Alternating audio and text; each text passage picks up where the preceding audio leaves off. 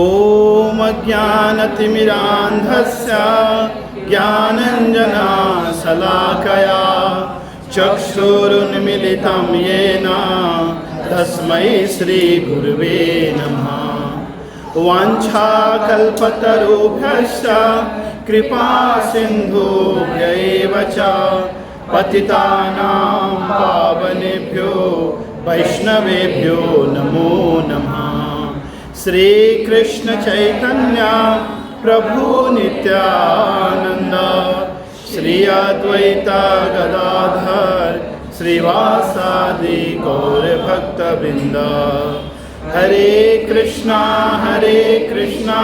कृष्णा कृष्णा हरे हरे, हरे राम राम राम हरे हरे। श्रील प्रभुपाद की। श्रीमद् भगवद गीता अध्याय 14। आज इस अध्याय का हम समापन करने वाले हैं। श्लोक क्रमांक 25, 24, 25, 26 और 27। श्लोक संख्या 24 मेरे पीछे दोहराएं। समा दुःखा सुखा स्वस्था समलोष्ट अस्म कांचना तुल्या प्रिया अप्रियो धीरा तुल्या निंदात्म संस्तुति। सम दुःखा सुखा स्वस्था समलोष्ट अस्म कांचना तुल्या प्रिया अप्रियो धीरा तुल्या निंदा आत्म संस्तुति। अर्जुन ने प्रश्न पूछे थे, गुणातीत मनुष्य के क्या लक्षण हैं, उसके कैसे आचरण होते हैं और गुणातीत अवस्था प्राप्त करने के लिए हमें किन साधनों का पालन करना चाहिए। तो भगवान ने गुणातीत मनुष्यों के लक्षण पिछले 2 श्लोक में बताए थे। प्रकाशम च प्रवृत्तिम च मोहमेव च पांडव न द्वेष्टि संप्रवृत्तानि न निवृत्तानि कांक्षति। कि वह मनुष्य जो सतोगुण रजोगुण एवं तमोगुण की वृत्तियों के उपस्थित होने पर न तो उनसे आसक्त होता है, यानी न उनकी आकांक्षा करता है और न उससे द्वेष करता है। प्रकृति के गुण अपने अपने स्वभाव के अनुसार क्रियाशील हैं, यह जानकर भली भांतियों उससे बिलग रहता है। फिर अगले श्लोक में भगवान ने कहा था, उदासीनवद आसीनम गुणैर्यो न विचाल्यते गुणा वर्तन्त इति एवं यु अवतिष्ठति नेंगते। यह उदासीन की भांति आसीन होता है, न तो कभी किसी का पक्ष लेता है और न ही किसी के प्रति शत्रुता का भाव रखता है, उदासीन रहता है। गुणैर यो न विचाल्यते, और गुणों के सक्रिय होने पर वह विचलित नहीं होता, वह स्थिर बुद्धि वाला होता है। न इंगते, उसकी चेतना दृढ़ संकल्पवान होती है, हिलती डुलती नहीं। तो कल हमने देखे कि ऐसे गुणातीत मनुष्य के लक्षण अभी भगवान इन 2 श्लोकों में गुणातीत मनुष्य के, गुणातीत का अर्थ है जो व्यक्ति इस भौतिक संसार के तमोगुण रजोगुण और सतोगुण के प्रभाव से ऊपर उठ चुका है, तो उसके कैसे व्यवहार होते हैं, आचरण होते हैं। भगवान कहते हैं सम दुःख सुखा स्वस्था। सुख और दुख, हम जिसे सुख और दुख कहते हैं, इन दोनों ही परिस्थितियों में ऐसा व्यक्ति संभाव रखता है। क्यों? क्योंकि जानता है कि सुख क्या है, हमारे ही अच्छे किए गए कर्मों का फल सुख के रूप में आया है, और हमारे ही द्वारा किए गए जो हमने पाप कर्म किए हैं, भले हमने बेहोशी में ही क्यों ना किए हों, जो हमने बीज बोए हैं उसका फल अभी हमें दुख के रूप में हमारे सामने आया है। और आत्मा इन दोनों से परे है। तो जब सुख की घड़ियाँ आती हैं तो भगवान को धन्यवाद देता है, जब दुख की घड़ियाँ आती हैं भगवान से प्रार्थनाएं करता है। दोनों ही परिस्थिति में वो संभाव बना रहता है। सम दुख सुखम धीरम स्वस्था स्वस्था यानी कि स्वयं में स्थित होता है। वो भली भांति जानता है कि मैं शरीर से, मैं मन से, मैं अपनी बुद्धि से पृथक, मैं आत्मस्वरूप हूँ। समलोष्ट अस्म कांचना, लोष्ट कहते हैं मिट्टी के ढेले को, अस्म कहते हैं पत्थर के टुकड़े को, और कांचन कहते हैं सोने के टुकड़े को। समलोष्ट अस्म कांचना, उसकी दृष्टि मिट्टी के ढेले के प्रति, पत्थर के टुकड़े के प्रति और सोने के टुकड़े के प्रति संभाव बनी रहती है। कैसे संभव है? क्योंकि वह भली भांति जानता है कि तीनों ही भगवान की संपत्ति है, मेरा व्यक्तिगत इनमें कोई स्वार्थ नहीं है। इसका आशय यह नहीं कि वह भेद नहीं कर पाता, भेद तो करता है कि मिट्टी की कीमत कितनी है और पत्थर का क्या वैल्यू है और सोने कितना मूल्यवान है। यह भली भांति जानते हुए भी किसी भी वस्तु को अपने सुख के लिए उसे स्वीकार नहीं करता, और सब कुछ भगवान की संपत्ति मानकर सब कुछ भगवान की सेवा में लगा देता है। तो इसलिए उसके लिए किसी भी, चाहे मिट्टी का ढेला हो, 100 ग्राम मिट्टी का ढेला मिल जाए, 100 ग्राम पत्थर का टुकड़ा मिल जाए और 100 ग्राम सोने का टुकड़ा मिल जाए, उसे पता है कौन सी वस्तु कहाँ रखनी है, लेकिन साथ ही साथ वो तीनों से अनासक्त रहता है, तीनों को ही भगवान की संपत्ति समझता है।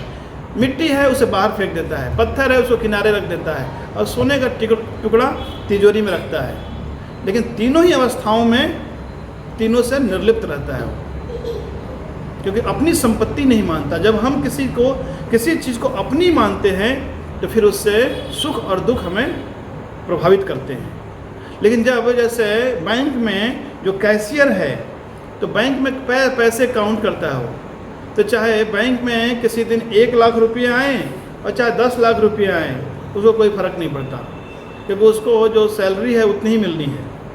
उसी प्रकार जो भगवान के अनन्य भक्त होते हैं, इस संसार के जो द्वंद्वात्मक स्वभाव है इससे प्रभावित नहीं होते। तुल्य प्रिया अप्रियो धीरस, तुल्य यानी कि समान, प्रिया कोई प्रिय है कोई अप्रिय है, तो चाहे प्रिय हो या अप्रिय हो, दोनों को ही वो समान समझता है। क्यों समान समझता है? क्योंकि जानता है कि यदि आज मेरे प्रति कोई प्रेम पूर्ण है तो यह नित्य काल तक प्रेम पूर्ण नहीं रहेगा, और यदि अभी अप्रिय है तो यह हमेशा अप्रिय नहीं रहेगा, क्योंकि मनुष्यों के स्वभाव, मनुष्यों का मन बदलता रहता है। सुबह एक प्रकार का मन होता है, संध्या होते होते उनका मन एक दूसरे प्रकार का हो जाता है। तो इस भौतिक जगत के अनुकूलता प्रतिकूलता, मान अपमान, सुख दुख, प्रिय अप्रिय, मित्र शत्रु, इनके प्रति वो अत्यधिक गंभीरता से इनको नहीं लेता, अपने मन को भगवान में स्थिर करता है। तुल्य प्रिया अप्रियो धीरस, ऐसा व्यक्ति धैर्यवान होता है। तुल्य निंदा आत्मसंस्तुति, निंदा कोई उसकी निंदा करे, कोई उसकी संस्तुति करे, स्तुति करे, दोनों में ही संभाव बना रहता है। यानी कि निंदा सुनकर वो उदास नहीं होता, खिन्न नहीं होता, और प्रशंसा सुनकर ऐसा नहीं कि फूले नहीं समाता, दोनों ही स्थिति में संभाव बना रहता है। जानता है कि यदि मानो किसी ने मेरा अपमान कर दिया तो मेरा क्या चला गया, और किसी ने मान दिया तो मुझे क्या मिल गया, मैं तो वही हूँ। एक अन्य श्लोक में भगवान और गुणों का वर्णन करते हैं। मान अपमानयोस्तुल्या तुल्यो मित्रारिपक्षयो सर्वारंभ परित्यागी गुणातीता सौच्यते। मान अपमानयोस्तुल्यस चर्चा कर चुके हैं, चाहे मान हो या अपमान हो, दोनों को ही समान लेता है। मित्रारि पक्षयो, चाहे मित्र हो या अरि कहते हैं शत्रु को, तो मानो उसके पास दोनों आ गए, उसका मित्र भी आ गया और तो शत्रु भी आ गया, और अभी बंटवारा करना है कुछ, तो ऐसा विचार नहीं करता कि ये शत्रु है, चलो इसको अभी मजे चखाता हूँ, नहीं, वो संभाव रहता है, जिसका जितना हिस्सा है दोनों को बांट देता है, वो किसी से व्यक्तिगत शत्रुता नहीं रखता। लेकिन लोग अपने अपने प्रवृत्ति के अनुसार, अपने अपने स्वभाव के अनुसार ऐसे गुणातीत व्यक्ति से भी शत्रुता रखते हैं। तो कुछ लोग उसे अपना प्रिय मित्र मानते हैं और कुछ अपने स्वभाव के कारण उसे शत्रु के रूप में मानते हैं, पर गुणातीत व्यक्ति की ओर से कभी भेदभाव नहीं किया जाता। ऐसे गुणातीत मनुष्य उस बादल के सदृश हैं जो सर्वत्र उनकी वर्षा पानी की बूंदें बरसाते हैं। सर्वारंभ परित्यागी, समस्त प्रकार के भौतिक कार्यकलापों से वे मुक्त होते हैं। उनका उठना, उनका बैठना, उनका चलना, उनका सोना, उनके सारे कार्यकलाप आध्यात्मिक होते हैं। यहाँ पर लिखा सर्वारंभ परित्यागी, यानी उन्होंने त्याग दिया है भौतिक कार्यकलापों को। गुणातीतः स उच्यते, ऐसे व्यक्ति को गुणातीत कहा जाता है। तो इन दोनों श्लोकों का अनुवाद मेरे पीछे दोहराएं। सुख दुख में सम रहने वाला, सुख दुख में सम रहने वाला, आत्म स्वरूप में स्थित, आत्म स्वरूप में स्थित, जो मिट्टी के ढेले, जो मिट्टी के ढेले, पत्थर के टुकड़े, पत्थर के टुकड़े एवं सोने के टुकड़े में, एवं सोने के टुकड़े में संभाव रखता है, संभाव रखता है, जो प्रिय जो प्रिय और अप्रिय में और प्रिय में समान रहता है, समान रहता है, जो अपनी निंदा जो अपनी निंदा एवं खुशामद में एवं खुशामद में सम रहता है, सम रहता है, जो मान अपमान में सम है, जो मान अपमान में सम है, जो मित्र शत्रु के पक्ष में जो मित्र शत्रु के पक्ष में संभाव रखता है, संभाव रखता है, जिसने सारे भौतिक कार्यकलापों का भौतिक कार्यकलापों का परित्याग कर दिया है, परित्याग कर दिया है, ऐसे व्यक्ति को ऐसे व्यक्ति को प्रकृति के गुणों से प्रकृति के गुणों से अतीत कहते हैं। यानी गुणों से अतीत व्यक्ति ईमानदारी से अपने कर्तव्य का निर्वाह करता है। वो गृहस्थ भी हो सकता है और विरक्त भी हो सकता है। गृहस्थ आश्रम में रहते हुए ईमानदारी से अपने पत्नी बच्चों का पालन पोषण करता है बिना किसी अपेक्षा के। लेकिन जो व्यक्ति संसार में आसक्त है वो बहुत अपेक्षाएं करता है और उन अपेक्षाओं के कारण ही वो दुख पाता है। कहते हैं इस भौतिक संसार में यदि हम किसी से सुख न चाहें तो कोई हमें दुख नहीं देता। हमें दुख लोग क्यों देते हैं कि हम लोगों से सुख चाहते हैं, लेकिन गुणातीत व्यक्ति को कोई दुख नहीं दे सकता। तो वह भली भांति समझ रहा है कि कौन क्या बोल रहा है, किसका आचरण कैसा है, लेकिन उनके ऐसे भिन्न आचरणों का ऐसे व्यक्ति के ऊपर कोई प्रभाव नहीं पड़ता। अब अर्जुन ने जो प्रश्न पूछा है कि ऐसे गुणातीत अवस्था को हम कैसे प्राप्त कर सकते हैं, इस अध्याय के आखिरी में भगवान उपाय बता रहे हैं। माम चायो अव्यभिचारेण भक्ति योगेन सेवते सगुणान् समतीत्यैतान् ब्रह्म भूयाय कल्पते। भगवान कह रहे हैं माम चायो अव्यभिचारेण, माम मेरी, यहाँ पर स्पष्ट भगवान कर रहे हैं मेरी भक्ति करने से व्यक्ति गुणातीत अवस्था को प्राप्त कर लेता है। माम च यो मीन्स जो अव्यभिचारिणी भक्ति योगेना, लेकिन भक्ति कैसी? अव्यभिचारी भक्ति। अव्यभिचारी भक्ति यानी कि एकांतिक भक्ति, केवला भक्ति, शुद्ध भक्ति, अनन्य भक्ति, जिन्होंने एकमात्र श्री कृष्ण का ही आश्रय लिया है। अन्य सभी विश्वास और बल को त्याग कर केवल और केवल श्री कृष्ण के जो सहारे हैं, ऐसे भक्तों को अनन्य भक्त कहा जाता है। तो माम चा, ये जो अव्यभिचारेण भक्ति योगेन सेवते, सेवते यानी सेवा करता है, सगुणान, वह उन गुणों से अतित्य, सम्यक रूपेण अतित्य पार हो जाता है। एतान, इन तीनों गुणों से ब्रह्म भूयाय कल्पते, और ब्रह्म पद को प्राप्त कर लेता है, यानी आध्यात्मिक पद पे अवस्थित हो जाता है भक्ति के प्रभाव से। इसका अनुवाद मेरे पीछे दोहराएं। जो अनन्य भक्ति योग के द्वारा, जो अनन्य भक्ति योग के द्वारा मेरी ही सेवा करते हैं, मेरी ही सेवा करते हैं, वे प्रकृति के तीनों गुणों को, वे प्रकृति के तीनों गुणों को लांग कर ब्रह्म पद को प्राप्त होते हैं। ब्रह्म पद को प्राप्त होते हैं। लेकिन यहाँ शर्त क्या है? अव्यभिचारिणी भक्ति। यद्यपि गुणों के अतीत होना अत्यंत कठिन है, अभी हमने पिछले 4 श्लोकों में जिन गुणों का अध्ययन किया, पढ़ना आसान है, सुनना आसान है, पर ऐसे गुणों को अर्जित करना, मित्र में शत्रु में संभाव रखना, मान अपमान में संभाव, प्रिय अप्रिय में संभाव, निंदा स्तुति में संभाव, मिट्टी के ढेले, पत्थर के टुकड़े, सोने के टुकड़े में संभाव, उदासीन रहना, इतना आसान नहीं।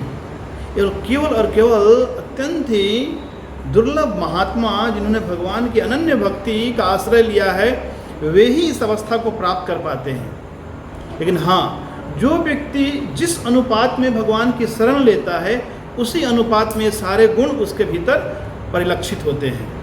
तो यद्यपि कठिन है गुणों से पार होना, पर भगवान या भगवान के पूर्णांश जैसे राम, श्री राम जी, भगवान नरसिंह देव, विष्णु भगवान और अन्य जो भगवान के ही पूर्णांश है, इनके ही पूजा करने से, इनकी शरण लेने से भी व्यक्ति गुणातीत होता है। श्रील प्रभुपाद ऐसा तात्पर्य में लिखते हैं। 7वें अध्याय में हमने पढ़ा था, दैवी हेसा गुणमयी मम माया दुरत्तया मामेवा ये प्रपद्यन्ते मायाम एताम तरन्ति ते। यद्यपि कठिन है माया का अतिक्रमण करना, लेकिन यदि कोई व्यक्ति पूर्णतः भगवान के प्रति समर्पित होकर दोनों हाथ ऊपर करके हे गोविंद, हे द्वारकाधीश, हे कृष्णा, इस प्रकार अत्यंत ही व्याकुल हृदय से भगवान की शरण लेता है, तो भगवान उसकी अवश्य रक्षा करते हैं। तो कमी व्याकुलता में है, कमी भक्ति में है, कमी भगवान की ओर से कुछ भी नहीं है। क्योंकि भगवान कह रहे हैं गीता में, माम एवा ये प्रपद्यन्ते मायाम एताम तरन्ति ते। यदि कोई मेरे प्रति शरणागत हो जाता है, वो माया को पार कर लेता है, यानी कि समस्त प्रकार के भौतिक कलमशों से वो मुक्त हो जाता है। लेकिन शर्त क्या है? माम एवा, एवा मीन्स एकमात्र, देवी देवता के पास भी नहीं जाना, किसी अन्य नीम हकीम के पास भी नहीं जाना, केवल और केवल श्री कृष्ण के शरण ग्रहण करना। आखिरी श्लोक इस अध्याय का, कि कोई ये न समझे कि ब्रह्म भूयाय भी कल्पते, जब भगवान ने कहा तो कोई ब्रह्म नाम की वस्तु कोई अलग है, भगवान ने कहा ये भी मैंने ही स्थापित किया है। ब्रह्मणो हि प्रतिष्ठाहम् अमृतस्य अव्यवस्य च शाश्वतस्य च धर्मस्य सुखस्य ऐकान्तिकस्य च ब्रह्मणो हि प्रतिष्ठाहम् अमृतस्य व्ययस्य च शाश्वतस्य च धर्मस्य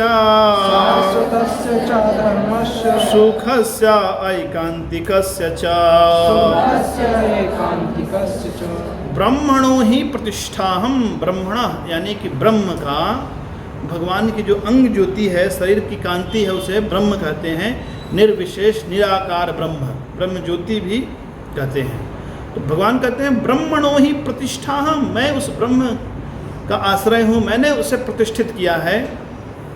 अमृतस्य अव्यवस्य च, अब इनके गुणों का वर्णन करते हुए भगवान कहते हैं उस ब्रह्म का स्वभाव क्या है? अमृतस्य, अमरत्य देने वाला है, अव्यवस्य अविनाशी है, शाश्वतस्य सनातन है, धर्मस्य सनातन धर्म है, सुखस्य ऐकांतिकस्य च, ऐकांतिक सुख यानी कि चरम सुख प्रदान करने वाला है। यह ब्रह्मभूत की अवस्था, यह आध्यात्मिक पद की स्थिति। इसका अनुवाद मेरे पीछे दोहराएं। क्योंकि मैं ही उस ब्रह्म का, अविनाशी अमृत का, शाश्वत धर्म का और चरम सुख का आश्रय हूँ। तो इस अध्याय के आखिरी में भगवान निष्कर्ष के रूप में क्या बताते हैं कि गुणों से अतीत होने के लिए हमें भगवान का आश्रय लेना चाहिए। यहाँ तक कि ब्रह्म के भी आश्रय श्री कृष्ण हैं। तो श्री कृष्ण का साक्षात्कार करना, भगवान का साक्षात्कार करना आध्यात्मिक साक्षात्कार की पराकाष्ठा है। प्रारंभ में व्यक्ति जब अध्यात्म के मार्ग पर आगे बढ़ता है तो सबसे पहले ब्रह्म अनुभूति होती है, फिर और आगे बढ़ता है परमात्मा अनुभूति होती है, और आगे बढ़ता है तो सर्वोच्च अवस्था भगवत साक्षात्कार की अवस्था है, जहाँ हम द्विभुज श्याम सुंदर मुरलीधर स्वरूप का दर्शन करते हैं और भगवान को परम सत्य के रूप में स्वीकार करते हैं। तो श्री कृष्ण ही परम सत्य हैं और उनका आश्रय लेना ही जीवों का परम धर्म है। इस प्रकार यह अध्याय पूर्ण हुआ। अगले अध्याय का नाम है पुरुषोत्तम योग। उसकी चर्चा हम कल से प्रारंभ करेंगे। श्रील प्रभुपाद की जय।